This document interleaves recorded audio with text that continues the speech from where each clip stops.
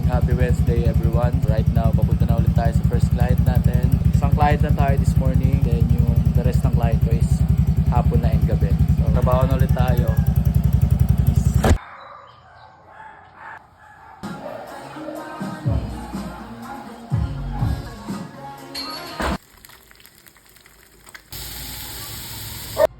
Alright.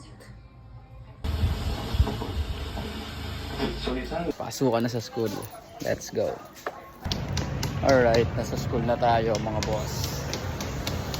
Init. Isang subject lang tapos hindi na. Speed lang, uwian agad. Alright, second meal. Big meal to guys. Lahat ng protein ko nandito na. Sarap naman.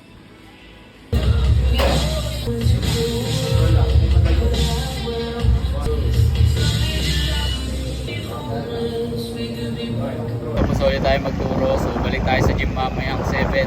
Last 3 clients pa tayo. Maingat na.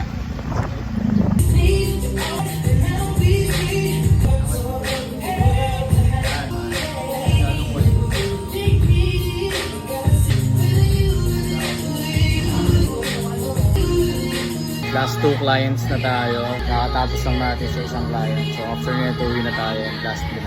Last meal of the day. Fried chicken. Sarap.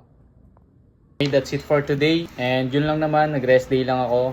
And kinumpleto ko lang yung steps ko. Naka 11,000 steps din tayo. And tomorrow, it's upper day. Excited na naman na mag-training. And busy day ulit bukas since may pasok tayo sa eskwelahan. Pero trabaho pa rin tayo. Also yung calories and macros dito ko na lang ulit ilalagay.